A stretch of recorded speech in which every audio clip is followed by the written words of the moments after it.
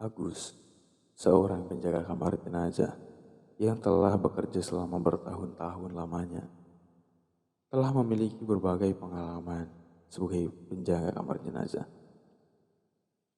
Hal-hal janggal telah menjadi makanan sehari-hari bagi Agus. Dan inilah salah satu kisah mistis yang dialami Agus. Banyak kejadian di sekitar kita. Di antara kita, banyak yang melihat mereka. Walau sepintas, itu terlihat jelas. Hidup kita berdampingan dengan mereka. Hanya alam yang membedakannya. Selalu ada peristiwa, maka akan aku kisahkan semuanya.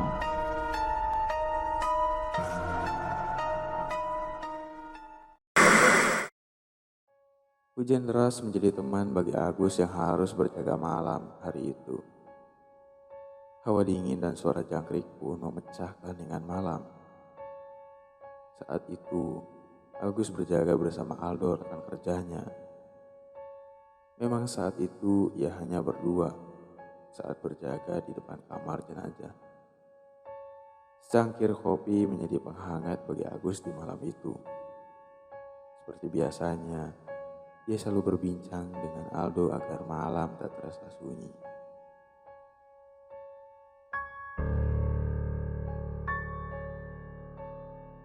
Tak lama berselang, sirine ambulan pun terdengar dan seakan mendekat ke arah mereka.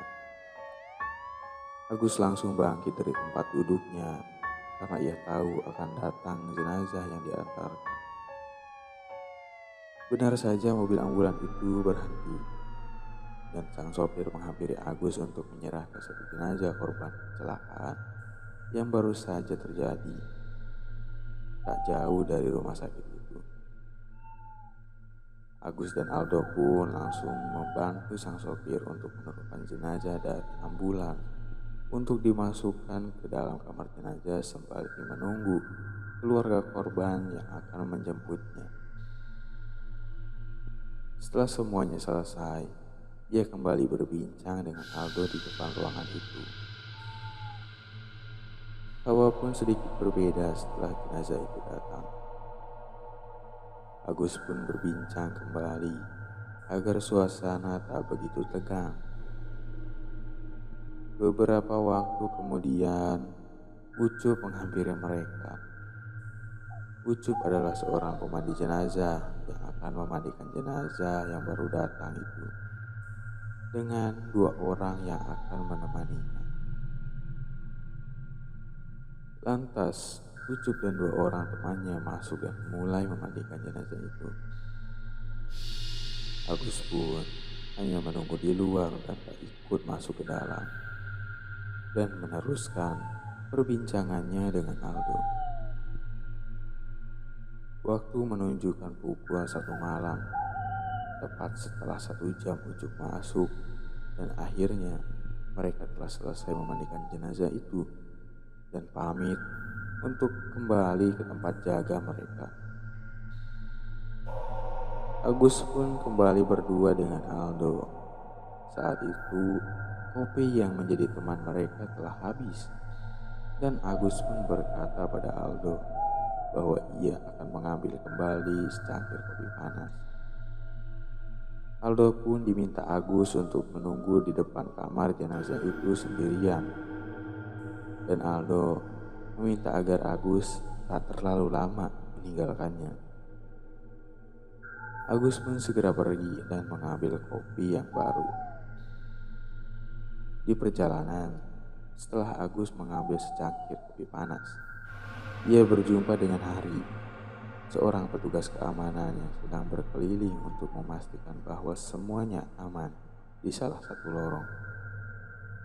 Tak sadar, mereka pun berbincang agak lama dan Aldo pun menghampiri mereka untuk menyusul Agus. Agus bertanya kenapa ia menyusulnya. Aldo hanya berkata bahwa Agus meninggalkannya agak lama, yang membuat Aldo sedikit ketakutan menjaga kamar jenazah itu sendirian. Akhirnya Aldo dan Agus pun kembali ke tempat mereka.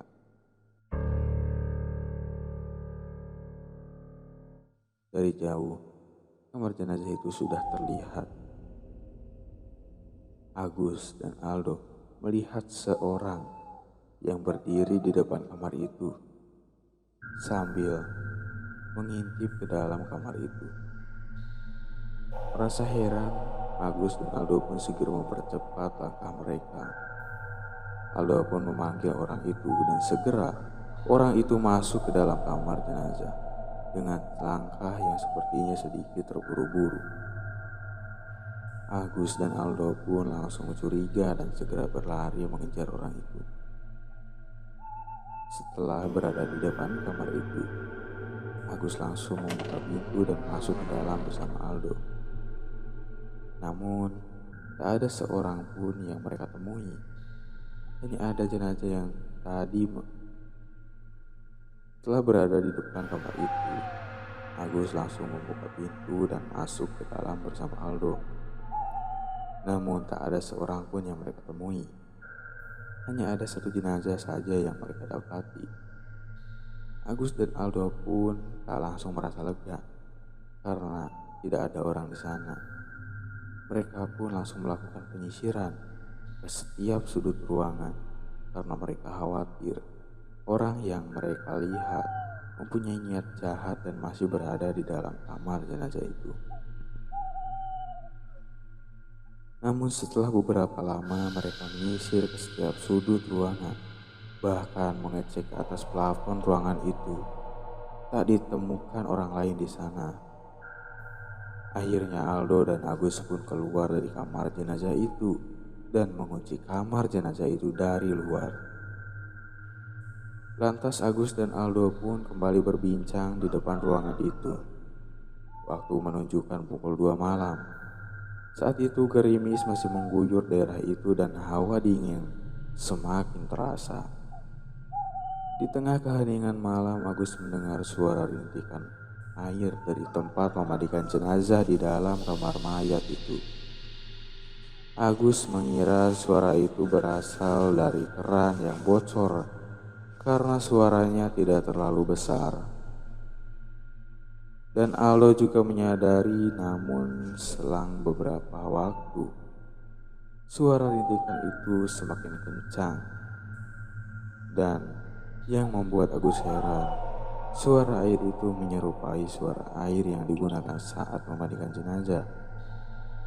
Beberapa guyuran gayung pun terdengar dari dalam.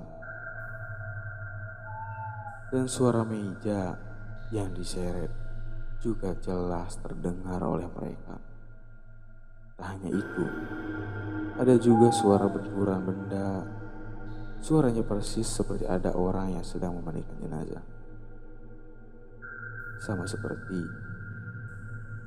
tadi saat Ucup dan temannya sedang memandikan jenazah yang baru sampai tadi.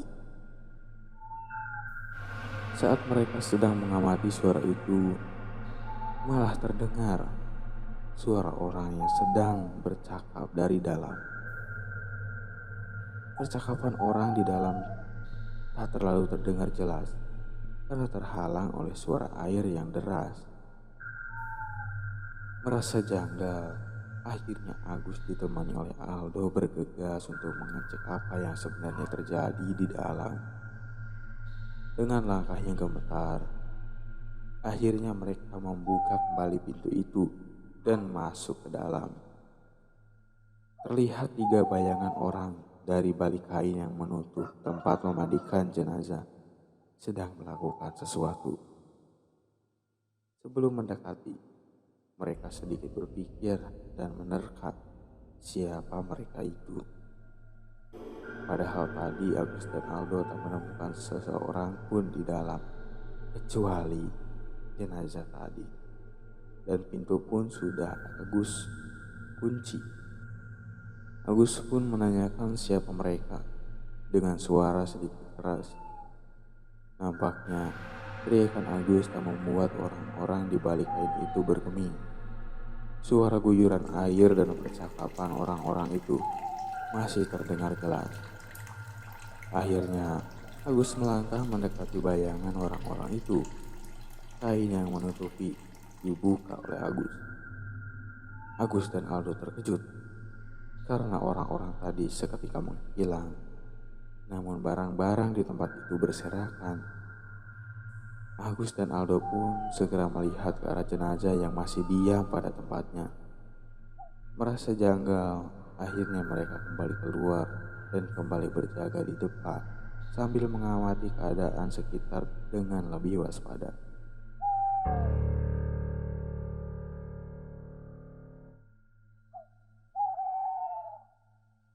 Selang beberapa lama, seorang menghampiri mereka dan meminta untuk menyiapkan jenazah di dalam. Karena sebentar lagi, pihak keluarga akan segera menjemputnya. Agus dan Aldo tak mengenali orang itu, namun mereka mengiyakan permintaan orang itu. Tiba-tiba terdengar suara benda jatuh dari dalam. Sontak saja, Agus dan Aldo menoleh ke belakang. Saat mereka berbalik, orang tadi sudah tak ada di hadapan mereka. Agus terkejut dan bertanya pada Aldo, kemana orang tadi? Karena begitu cepat ia menghilang. 1 jam kemudian, mobil jenazah datang dan parkir di hadapan mereka. Dan turun beberapa orang yang ternyata mereka adalah keluarga dari jenazah di dalam. Akhirnya Agus dan Aldo mengantar keluarga dari jenazah itu ke dalam. Salah satu dari keluarga itu membuka kain penutup wajah jenazah itu. Seketika Agus dan Aldo terkejut karena wajah dari jenazah itu sama persis dengan orang yang tadi menghampiri mereka. Saat itu Agus dan Aldo tak berani berkata apa-apa karena ada keluarga jenazah yang masih berduka. Tak lama kemudian jenazah itu diangkut ke dalam mobil jenazah dan dibawa oleh keluarganya. Tak lupa Agus mengucapkan bela sungkawa. Setelah itu Aldo mengunci kembali kamar itu dan kembali duduk berbincang di depan ruangan itu. Tak berselang lama suara langkah orang terdengar dari dalam dan membuka pintu kamar itu dengan mudahnya. Aldo heran karena pintu itu telah dikunci. Namun orang-orang itu dapat membuka itu dengan mudah. Orang-orang itu terlihat seperti Ucup dan kedua orang temannya yang tadi memandikan jenazah. Namun memakai pakaian sangat lusuh dan berbau menyengat. Yang membuat mereka ketakutan adalah di mana kaki ketiga orang itu tidak menyentuh lantai dan terlihat tidak melangkah, namun mereka berjalan keluar. Pengalaman-pengalaman ganjil sering terjadi pada mereka, namun kejadian itu berbeda karena membuat mereka sedikit bingung.